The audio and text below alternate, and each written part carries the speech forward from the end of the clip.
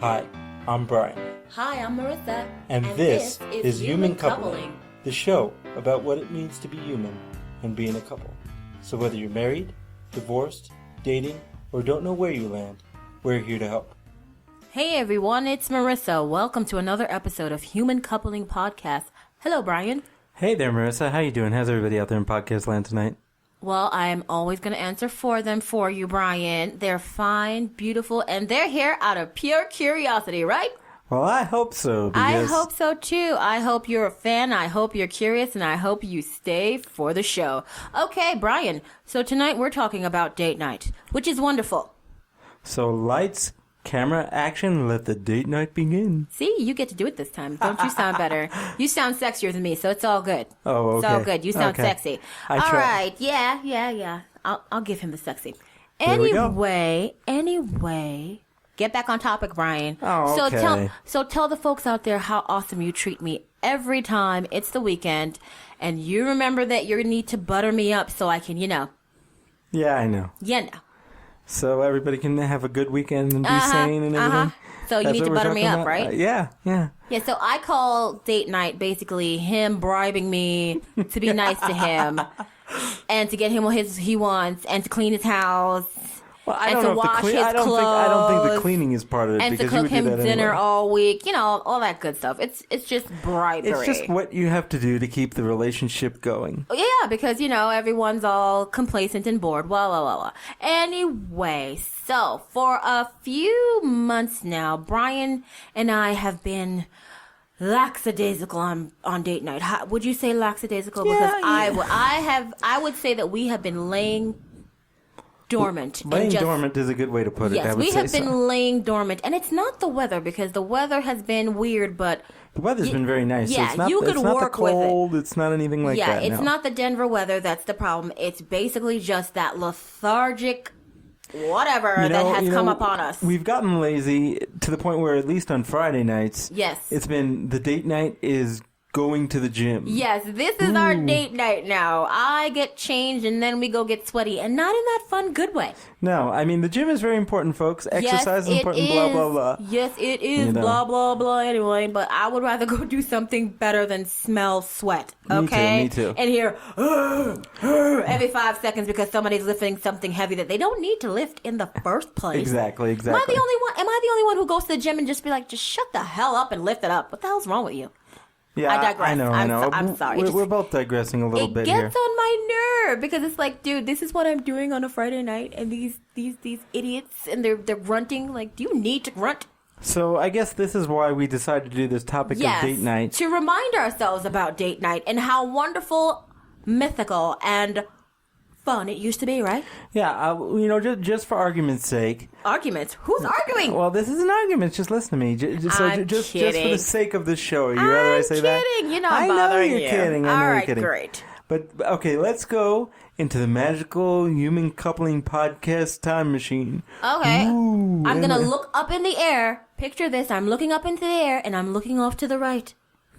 Yep, that's me going back into my memory banks. Okay, got there we go. Okay, we got it. We're here. So, when Marissa and I first met, yes, although we were lazy because we love to just, eat Chinese food, watch TV, and do other extracurricular activities, we did go out quite a lot. Yes, we did because we were young and we had more energy.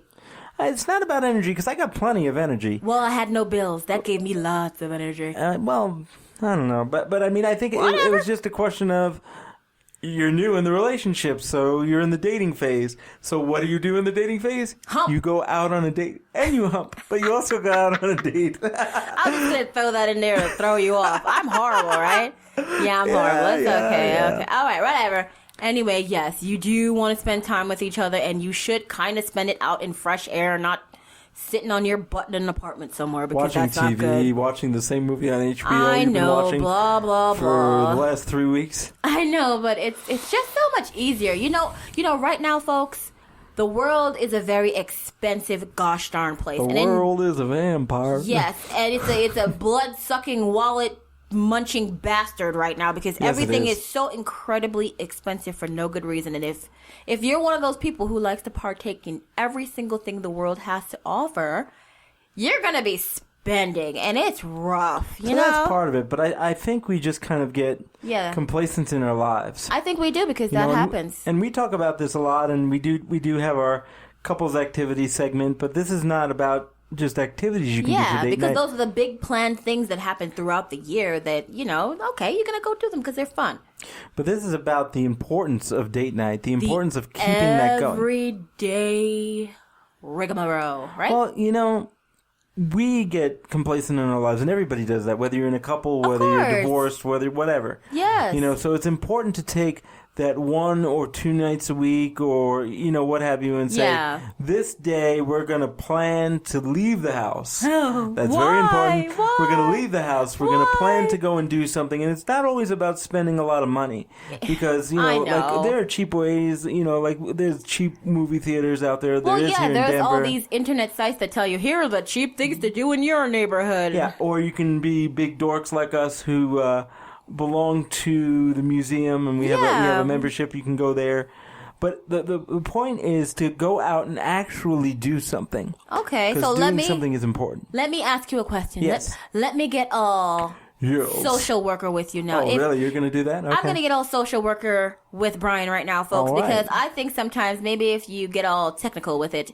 it makes more sense. So, Mr. Brian, if a couple were to come to you with this conundrum of, we've been dating for a while now, it's been a couple of years, and it's gotten stale, and we feel like we're not moving anywhere, what should we do to bring the romance back into our lives, Mr. Brian? So, I think the first thing you would have to do is there's got to be a reason why things have gone stale. Yeah. So, what I would do is I would say, tell me a little bit about your lives. Tell me a little bit about your daily life. What's it look like, a day in a life or a week in a life in this couple? And so then they'll start listing, what does it look like? Oh, well, we wake up at X amount of time. We work here. We come home here. We order out food or we cook food. We sit down and we watch TV. Boom. And then what I would do is I'd start saying, are we noticing a pattern here? Now, I wouldn't say that to them directly. Okay. But I would pull out maybe some patterns of things that maybe are, quite frankly, a rut. And say, well, I see what you're doing and I see what's going on in your life. Now, let's go back in time a little bit if we can. Let's go back in time a little bit, and just think back to what I like to call the honeymoon period. Oh, the best part. Now, when you're in the honeymoon period of a relationship, whether it's a marriage or it's a long-term relationship, what have you, there's something that's exciting about that period because you're just infatuated about everything to do with that period, right? Yeah. Everything is good and everything is new and you want to know about that person and you start talking about some fond memories and some fond things. Oh, he wasn't working 80-hour weeks and we were able to do this and he thought about me and brought me my favorite flower every Friday or something of that nature. And you say, so you have a favorite flower? Well, yeah, of course I do. Wow, and what do those flowers mean to you? And then they'll start talking about that. And you'll just start kind of getting into the meat of things. It's not the act that matters, but the intention behind it. So when you start talking about the intentions behind it, you start to uncover what might be missing or might have a little dust on it. You know what I mean? Yes, of course, because yes, the relationship does sit there and it gets dusty and you need to Windex that off, you need to get you definitely do. Some pledge and just, wipe that baby down. Every once in a while, wipe that baby down, plan to wipe that baby down. Even though it sounds cliche, plan for time together. I hate saying that because it's just... Well, you hate to plan stuff, but you have to do it. I plan, but I plan all day at work. I don't want to come home and go, okay, let's open this book up. What we got? I don't like that. I want to be spontaneous, yet I hate spontaneity. It makes no sense. I want the opposite of what I want. Well...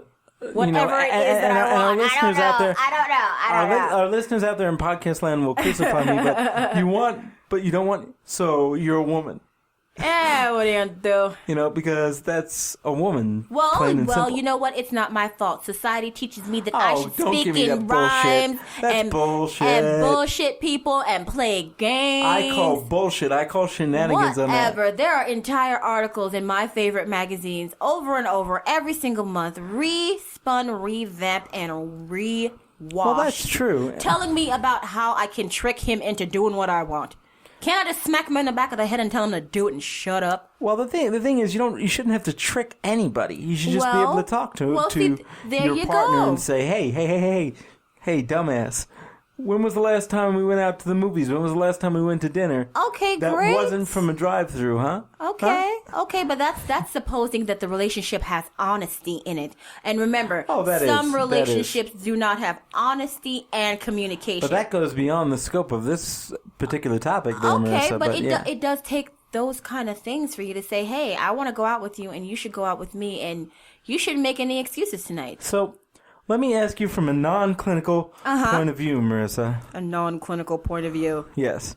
So, okay, we're coming up on the weekend here. Yes, it is. It is the weekend. The weekend, and it's pretty, and it's shiny, and it's brand new. So, if you were going to make a plan and say, I'm going to be the one that's going to take the initiative this week and make the date night, how would you go about doing that, knowing that we both have very busy schedules, we work our tails off, and we're never home and we're tired? So what initiative would you take as the other part that's not the guy? Because I can say what I would do as a guy, but how would you do it? How would you plan it to make it, new, spontaneous, and nice? I would turn to you as we're sitting on the couch watching TV and say, hey, take me somewhere or else.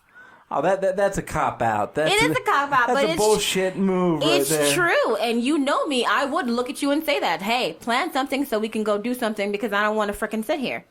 Well, that is true, folks. I know, what's the I am telling you who I am. I'm asking you, would you actually plan something? Would you surprise me for once? I'm not the party in this relationship that's good at planning things. It doesn't matter whether you're good or bad. It matters that you make the effort. I enjoy reaping the benefits. Once in a while, I knock one out of the park, but most of the time, I suck at this. It's true. She's terrible. I don't bother because I just don't want to. And see, there's always a party. I actually have found it to be very, very important to plan, folks, because we have very, very busy lives. I basically have 3 jobs. And she basically works 9 to 5 in the same job that's like working for 3 people because she's just working all the time. So I think it's really important that I take the Saturday or a Friday or even a Sunday afternoon if needs be and say, let's go do something. Let's go to a play. Let's go to a show. Let's go to a museum. Let's go to the movies. I won't go to the mall because I hate it there. I know, but I will go to the park. I'll go to the Botanic Gardens. Whatever. The point is I want to make the effort. And sometimes, folks, I'm not even kidding you. It's like pulling teeth. It is. Get your ass off the fucking couch. Get clothes on and let's go. I don't wanna. Because I'm tired. Well, we're all tired. I know. But see, and this is very ass backwards because here we are telling you about a show that we're saying the date night is so important. But on the real, sometimes why can't you just order me some Chinese food? I sit there and watch a movie with you, and you look at me with mushu on my chin, and you just say I love you, and we don't have to put on clothes. Well, no, that's important too because that's also doing a date night, even if you don't. It is. Sometimes you don't have to go out. Okay, let them bring you your damn food. You stay in your onesie. Now, your matching onesie. To be fair, though, Marissa. Okay. Most folks order out way more than we do. All right, well, and they sit on the couch and watch Netflix. Then on a regular basis. Then break up and do the opposite. Break it out as if you're the one who break up the relationship, folks. That's not what we're talking about. Break it up. Throw some spice into it and say, okay, let's do the absolute opposite of what we would do right now. Since I don't like to cook, honey, how about tonight I'm going to cook you dinner and we're going to sit there and we're going to have to talk to each other. And turn off all the TVs and turn on some music and we're going to have to talk to each other. And then if you're the people who cook all the gosh darn time like we are and are always constantly being good, exactly.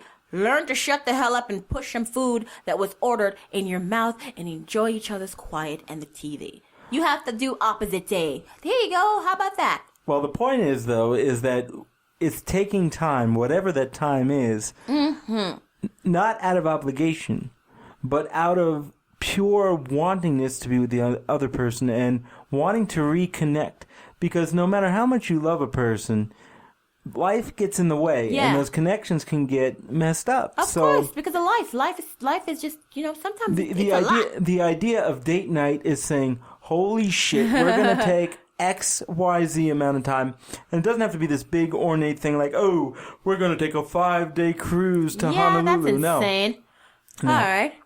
I say, if you have kids, shell out the money, get a babysitter, and go to the movies or go rent a hotel room and sleep together where you can actually sleep. Yes, because if she's in the house or if whoever the party is who loves to clean the house is in the house, they're never going to stop thinking about it. And that's why we can't. That's why we can't sit in the house, folks. No, because I can't get her to pay attention to a TV more than 5 minutes. Count them 5 I just whole get minutes, annoying. folks. It gets annoying. I could be cleaning something and not watching television. And there's my point exactly. I'm sorry. Because you know what? She'll be like, oh, well, we got this to do and this to do and this to do, and it's got to get done.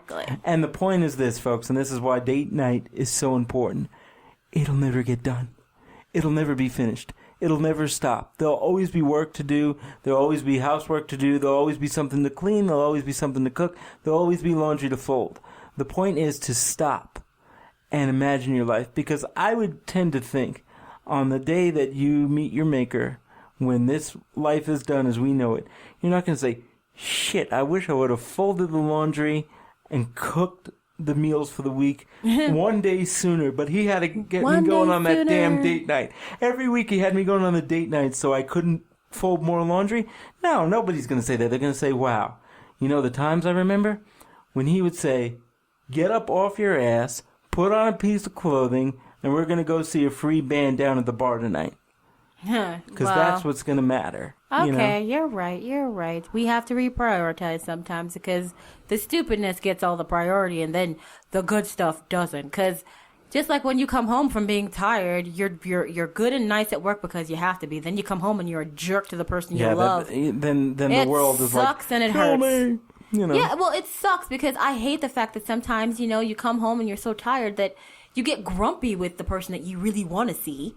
And that's why we have to go out. We have to do things. Yeah. Marissa hates me because I'll plan 2 or 3 things on one day, but the truth is, we don't have time to do it any other time. I know, and I try. I do try. And so it's kind of like, no, I don't want to go and do 4 things on one Saturday or one Friday or one Sunday, but look, we basically, I had a friend of mine say to me once, for those of us that work 9 to 5, Monday to Friday in the wonderful United States of America, we really have to live our lives within 48 hours. Because Monday through Friday, 8 hours in that day, you're working. Another 8 hours of that day, hopefully, you're sleeping. So whatever's left, you get to do maybe a little bit of something. So you really got to live between Saturday and Sunday in those 48 hours. So sometimes I got to pack way more in than I want to. But the point is, I want to be with Marissa. I want to spend time with her. And yes, sometimes we can have some other folks around, but mostly I just want to spend some time with her. That's why that date night is really important. Even if it's snowing like 3 feet outside, which does happen here in Denver. Yes, quite it does. frequently. You know what we do, folks? Marissa was talking about our matching onesies. Yes, we do put on matching onesies.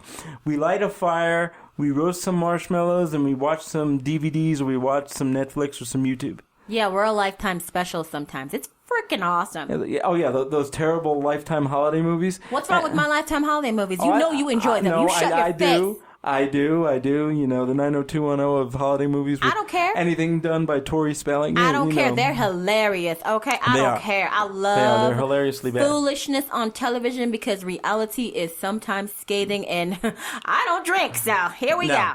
Although drinking might make it a little more fun, but I'm sorry. This is my substance abuse. Lifetime movies, folks. Exactly. That is my substance abuse. So for all of those out there in podcast land that are in the honeymoon phase of either their relationship or their marriage, what would be a piece of advice that you would give, Marissa?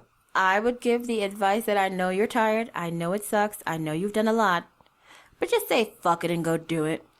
Yeah, and as life goes on and life gets in the way. And so do we.